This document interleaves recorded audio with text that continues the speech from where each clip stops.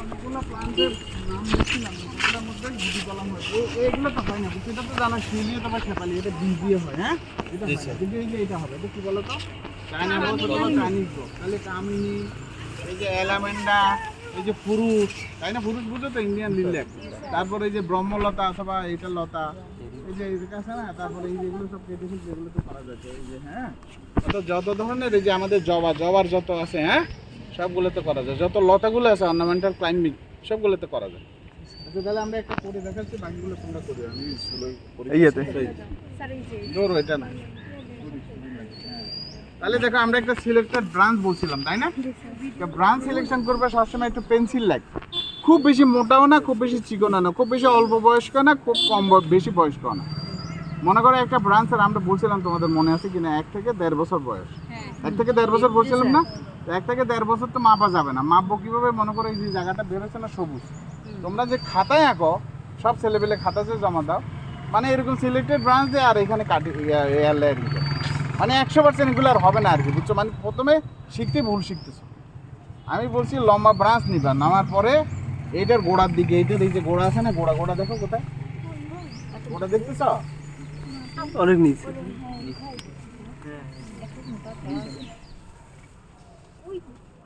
এখানে এটাতে একটু করা অসুবিধা, আরেকটাতে অন্য প্লান্ট করে এই যে এখানে আসবে, তার কি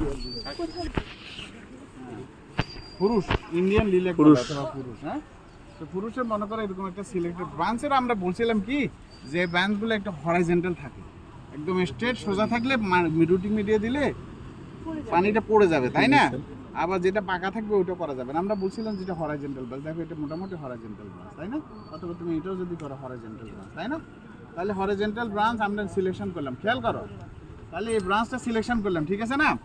ব্রাঞ্চ সিলেকশন করার পরে একটু দিকে আছে, ব্রাঞ্চ সিলেকশন করার পরে দেখবা এটার এই যে নোট আছে, নোটগুলো দেখতেছেন, মানে যেখান থেকে পাতা হয় এটাকে নোট। আগে বললাম আমরা আগাই করব না, তাহলে এটা কেমন করে বুঝবো এটা যে মিডিয়াম এজ 1 থেকে 1.5 বছর? এটা একদম গ্রে কালার যখন হয়ে যায় তখন একটু বয়স হয়ে যায় বেশি, আবার যখন একদম আগা দেখবো সবুজ থাকে ওইটা বয়স কম, তাহলে আন্ডার এজ। কোথায় করবো আমরা? মোটামুটি একটু নিচের দিকে করলে আমরা চারাটা একটু বড় পাবো, এটা তো স্বাভাবিক, তাই না? মনে করো এটা 100 সেন্টিমিটার বা 50 সেন্টিমিটার লম্বা লেংথের ব্রাঞ্চ, তাহলে ব্রাঞ্চের যতটুকু সম্ভব নিচের দিকে করবো, এবং এট দ্য সেম টাইম আমরা একটা নোডের নিচে, তাহলে দেখো এখানে নোট আছে, দেখছো কি অনেকগুলো নোট আছে না? এই যে নোট আছে, পাতা যেখান থেকে পড়ে ওইটাকে বলে নোট। তাহলে এই যে একটা নোট, যে কোনো একটা নোট সিলেকশন করো, মনে করো আমি এই নোটটা সিলেকশন করলাম, তাই না? তাহলে এটা চারিপাশে তুমি এইভাবে বাগলটা রাউন্ড কাটারটা দিয়ে দিবে।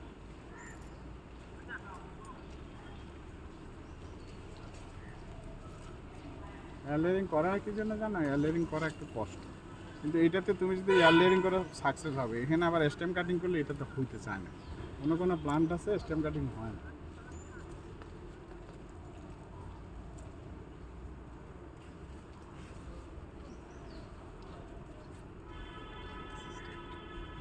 তাহলে চারিপাশে এভাবে ঘুরাই নিলে, বুঝা?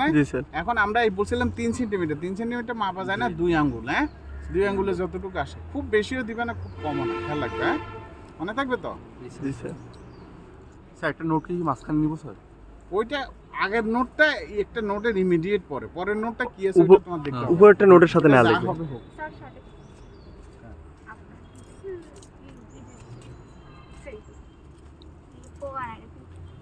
ঠিক আছে।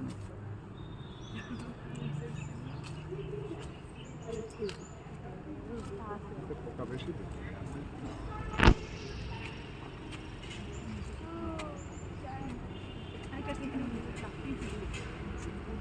ঠিক আছে না? তো দুদিকে কাটা নিলে ঠিক আছে। এরপরে এই মাঝখানে একটা এরকম করে আবার আঁক দিয়ে নিল, মাঝখানে এরকম করে একটা আঁক দিয়ে, বুঝছো? ওইটা দুইটার আগে কি করছিলাম রাউন্ড কাট, আর এখন দিলাম এটা ভার্টিক্যাল কাট। দেওয়ার পরে বর্ষাকালে স্বাভাবিকভাবে, বুঝছো, এটা নরম থাকে, তুমি হাত দিয়ে দিলে এভাবে উঠে যাবে।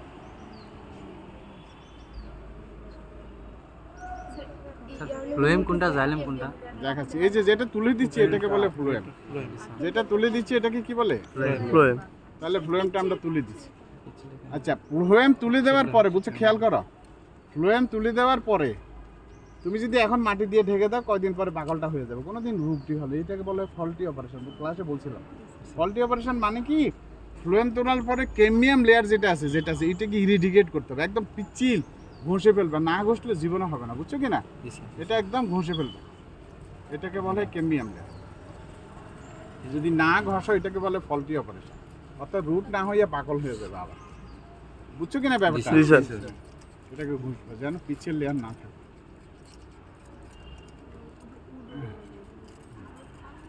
গুড হলো জাইলেম, আর হলো কি বলে বাকলটা হলো ফ্লোয়েম, তাই না? মাঝখানে যে পিচের লেয়ার এটাকে বলা হয় ক্যাম্বিয়াম।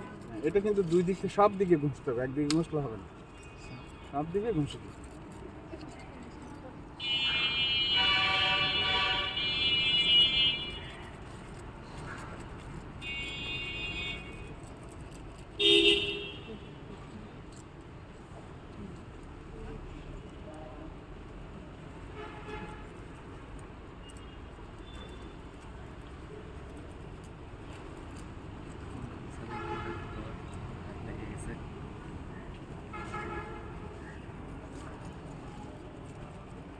ভালোভাবে সব দিকে ঘষে দেবে, না ঘষলে হবে না, ফ্লোয়েম হবে, ক্যাম্বিয়াম লেয়ার নষ্ট করে ফেলবে, বুঝছো?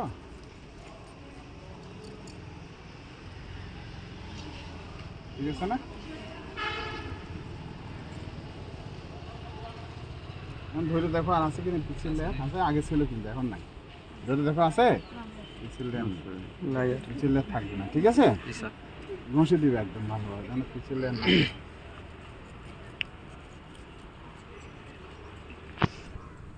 পিক্সেল লেয়ার থাকলে হবে না, হ্যাঁ?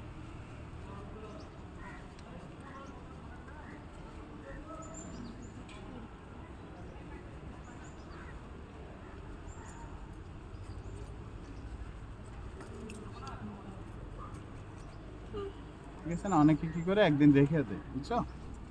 অনেকে মালিরা এইভাবে করে একদিন রেখে দেয়। এরপর আমরা মাটি দিব, তাই না? মাটিটা যেটা আছে এটাকে বলে 50% সয়েল থাকতে হবে আর 50% কাও ডাঙা, মনে রাখবে।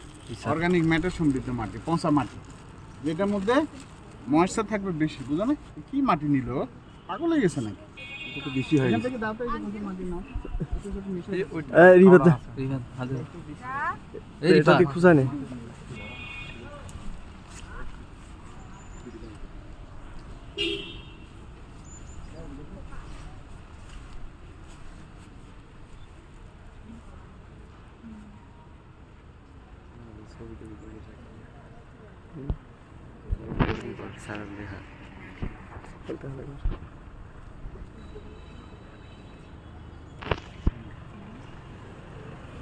যে মাটি দিবে এরকম মাটি না, যেটা তো 50% সয়েল থাকবে আর 50% গুটি পাউডার। জানলে মাটিটা এটাই করার গঠন। পরে মাটিটা দিয়ে অনেক বেশি মাটি দিবে না, আবার কমও দিবে না, বুঝছো? পরিমাণ মতো মাটি। খেয়াল করো, মাটি দেওয়ার পরে নিচে কি মাটি দিলে থাকবে না, আমাদের রুট হবে, খেয়াল রাখবে সবসময় উপর থেকে, এই যে এই জায়গা থেকে। এখানে ক্যাম্বিয়াম কেটে দিচ্ছি, কিন্তু এখানকার ভিতরে ফ্লোয়েমের ভিতরে ক্যাম্বিয়াম টিস্যু আছে না, ওইখান থেকে রুট হবে, বুঝছো কি না?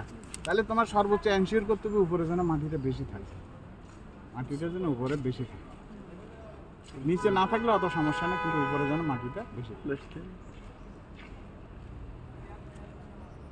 এরপরে আর সুদ লিখতে দাও, এই যে এটা গুটি শেপ করি না, পলিথিন দাও, পলিথিন। তাহলে আমরা প্লেসমেন্ট অফ রুটিং মিডিয়া দিলাম, তাই না? এরপরে র্যাপিং, ওটা কেটে না, মাঝখানে তো কেটে না। চাকুটা দেখা। আরে চাকু দেখা।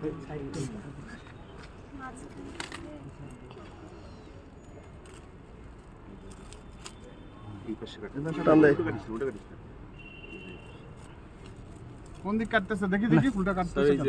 নিচ পাশে কাটতে হবে। এই যে নিচের অংশটা কাটো। হ্যাঁ, ঠিক আছে, গুড। এই যে এই পলিথিন শীট, এটা যেহেতু বড়, আমরা এটাকে সর্বোচ্চ চেষ্টা করব এই যে মাটিতে দেখো পড়ে না, যেতে আমার তো চাচ্ছে, এই জন্য চলে উপরের আসছে, দিকে এটা বেশি দিবে, হ্যাঁ? স্যার। আর এত ভিজা মাটি আসলে হয় না। ভার্টিক্যাল হয়। এই যাই হোক, এটা তুমি এই যে এখানে র্যাপিং করে নিবে, র্যাপিং দুইটা তিনটা করবে, হ্যাঁ?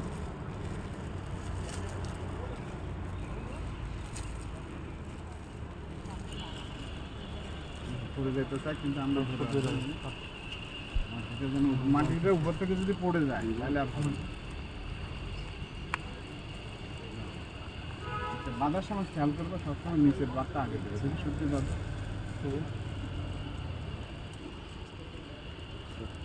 কাটো, এটা অর্ধেক কাটো আর ছোট করে। আর ছোট করে কাটো, এখানে কাটো, হ্যাঁ।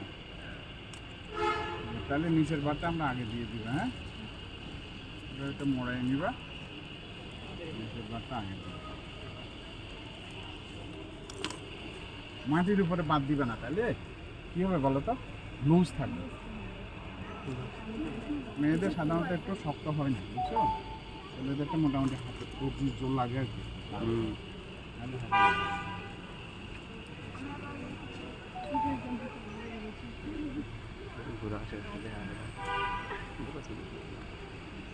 তাহলে একটা আমরা দিয়ে দিলাম, তাই না? তাহলে যত অর্নামেন্টাল প্লান্ট আছে তত ক্লাসে আমরা বলছিলাম রঙ্গন, জবা, হ্যাঁ, সবগুলো তো তুমি করতে পারবে। 10টা না 1040 মিনিট 10টায়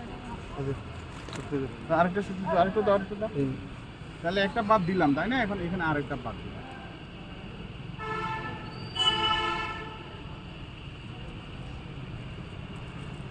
এই যে এখন বর্ষাকাল না, এখন মোটামুটি সময় আরো জুলাই আগস্ট মাসে করলে আরো ভালো। এই সময় অ্যাটমসফিয়ারিক হিউমিডিটি বেশি থাকে, ক্যাম্বিয়াম অ্যাক্টিভ থাকে। ক্যাম্বিয়াম অ্যাক্টিভ থাকলে কী হবে, তাড়াতাড়ি ফর্মেশন হবে।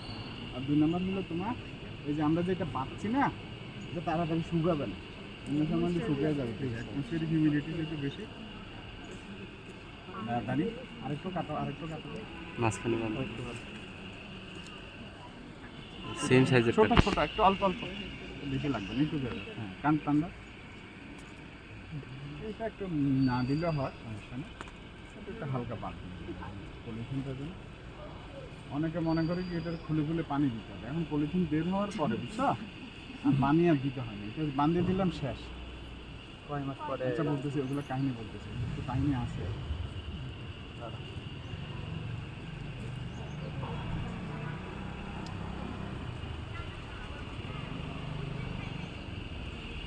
তাহলে আমরা মোটামুটি এটা কেটে দিই। এটা ধরে দিয়ে দেখো, শক্ত হয়েছে, ধরে দেখো, ধরে দেখো, মেয়েরা ধরা বেশি, এটা শক্ত করে করতে হবে। শক্ত করলে নিচেরটা দেখো। হ্যাঁ, যাই হোক, ধরে দেখবে শক্ত। হ্যাঁ, তাহলে আমরা আপাতত করে চলে গেলাম। আস্তে আস্তে মাসখানিক পরে এসে আমরা দেখলাম এটা রুট হয়েছে কিনা। দেখবা, যেহেতু স্বচ্ছ পলিথিন দিচ্ছি, উপর থেকে পলিথিনটা রুট যখন হবে দেখা যাবে, তাহলে স্বচ্ছ পলিথিনের উপর দিয়ে রুট দেখা যাবে। তখন আমরা এটাকে কী করবো, আরও 10-15 দিন রেখে দিব, যেন রুট যেটা দেখা গেছে সাদা রুট, এটা যেন আর একটু পাকা। পাকা মানে কি, একটু গ্রে কালার হবে যখন, বুঝো না? প্রথমে তো সাদা কালার, এরপরে একটু গ্রে কালার। 15 দিন রেখে দেবো। রেখে দেওয়ার পরে মনে করো মাস দেড়েক পরে আমরা কী করবো, যদি অনেক রুট হয় আমরা একবারে কেটে নেব, আর যদি রুট একটু কম হয় তাহলে 3 ধারে কাটা ভালো। প্রথমে এখানে সিগনেচার দিয়ে হালকা করে একটা স্ল্যাম কাট দিয়ে চলে যাবো 1 থার্ড, এরপরে ওইখানে আবার আরেকটু ডিপ করবো, এরপর লাস্টটা থার্ড টাইম একটু ফুল কেটে নিয়ে যাবো। অর্থাৎ একবারে ফুল কাটবো না। মনে করে একবারে যদি কাটে ফেলি, সে তো মায়ের থেকে খাবার নিচ্ছে, তা হঠাৎ করে খাবার পাবে না, তখন কী হবে, এটা মরে যাওয়ার সম্ভাবনা, এটাকে বলে হার্ডেনিং। তাহলে আমরা প্রথমে যে এটা করলাম, করার পরে দেখা যাচ্ছে সে সহজে মারা যাবে না। আচ্ছা যাক, একবারও কাটতে পারো, সমস্যা নেই। রুট যদি বেশি হয় তুমি কেটে নিয়ে যাবে। কেটে নেওয়ার পরে তোমার কতগুলো কাজ আছে। কাজ কি, পলিথিনটা খুললাম, খুলে আরও 50% গোবর আর 50% মাটি দিয়ে বড় করে মাটির বল বানালে একটা, এটা নিচে বল করে একদম ছায়ার মধ্যে শোয়াই রাখলাম, বুঝো না? তাহলে ছায়ের মধ্যে শোয়াই রাখতে হলে এইটারে আবার তুমি খুলে যে মাটির যে বল আছে ওটা তো পড়ে যাওয়ার সম্ভাবনা থাকে, ওটার আবার খড় দিয়ে বাজিয়ে দিই, বুঝো না?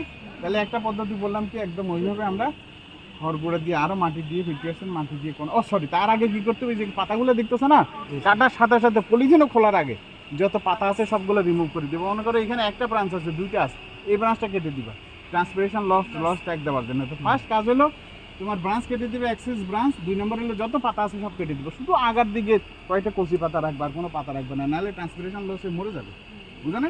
তাহলে আমরা কী করলাম, প্রথমে এটা খুললাম, কাটলাম, কাটার পরে পলিথিন দিয়ে পাতাগুলো কেটে দিলাম, এক্সেস ব্রাঞ্চ থাকলে কেটে দিলাম, কেটে নিয়ে আরও এটা খুলবো, খোলার পরে আরও বেশি মাটি দিয়ে আমরা কোনো ছায়ার মধ্যে রেখে দিবো, একটা পদ্ধতি।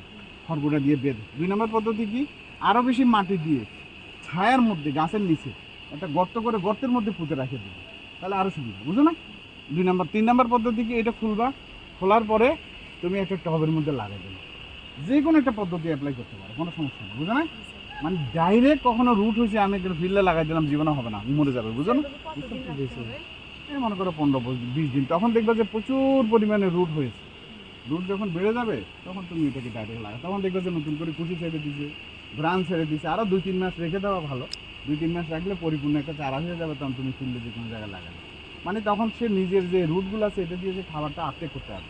তার আগে প্রথম অবস্থায় আমরা বলছিলাম যে রুটগুলো হয় এগুলো দুর্বল রুট, ওগুলোর মধ্যে জাইলেম ফ্লো হয় না প্রথম অবস্থায়, বুঝেছো কিনা? ওই জন্য সাথে সাথে কখনো লাগানো যাবে না। আমরা খেয়াল করছো তাহলে? তাহলে আফটার কেয়ার যেটা আমরা বলছি তুমি বইয়ের মধ্যে পড়া আছে দেখিও। 1 নম্বর। আচ্ছা, আরেকটা আসবে, তুমি মনে করো এখানে কাটলা, পলিথিন বেশি ব্রাঞ্চ কেটে দিলা, তাই না? এটা খুলে আরও বেশি মাটি দিলে, এরপরে কোনো একটা জায়গায় শোয়াই দিলা, বসে এয়ার রাখলা, শোয়াই রাখলা, অথবা মনে করো শোয়াই রাখারও একটা সিস্টেম আছে। মনে করো এখানে নিলা, নেওয়ার পরে মাটি দিলা, মাটি দিয়ে খড়গুঁড়ো দিয়ে বাঁধলে এরকম খড়গুঁড়ো দিয়ে একদম ঢেকে দিলাম, শুধু আগাটা বাইর করে রাখলাম। এরপরে এটার মধ্যে কন্টিনিউ খালি পানি ছিটাইতে থাকে, বুঝো নাই? পানি ছিটে থাকে, পানি ছিটালে দেখবে যে একসময় এটা থেকে কুশি ছেড়ে দিচ্ছে, একসময় দেখবে যে নতুন করে পাতা ছেড়ে দিচ্ছে, তখন তুমি এটাকে ফিল্ডে বা যে কোনো জায়গায় লাগাইতে পারো, বুঝছো? আরেকটা পদ্ধতি বললাম, যদি তুমি খুলে যে কোনো একটা ছায়ের মধ্যে গর্ত করে গর্তের মধ্যে রেখে দিলে, তাও কন্টিনিউ উপরে পানি দেওয়া ভালো, যেন পানিটা সবসময় পায়, এবং উপরে পানি দিলে ট্রান্সপিরেশন লস কম হবে, ভিজে ভিজে থাকবে এবং সহজে পাতা গজা যাবে। জি স্যার। কোনো অবস্থায় ডাইরেক্ট লাগানো যাবে না, আর বাকি যা ইচ্ছা করো। হ্যাঁ, আচ্ছা, আমি যেটা বলতে তোমাদের ক্লাস আছে নাকি? জি স্যার। কয়টা? 10টা। এটা আমি তোমার সঙ্গে তোমরা 2-1টা করবে, একটা করো সবাই মিলে, 1-2টা করো, প্র্যাকটিস করো।